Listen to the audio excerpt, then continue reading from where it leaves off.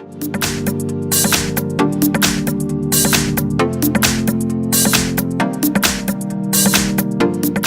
I have Samsung Galaxy S10 Plus, and let me show you how to block a number on the following device.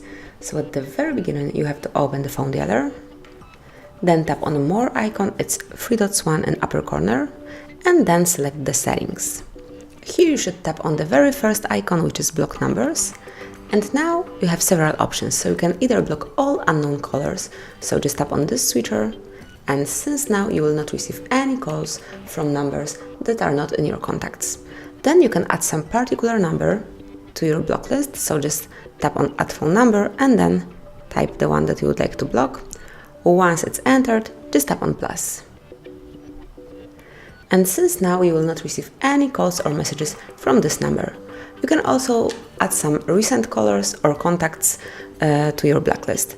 If you would like to remove some contact or number from this block list, just tap on minus over here. And that's it. Now you will receive calls and messages from this number. So that's it. Thank you for watching. Please subscribe our channel and leave the thumbs up.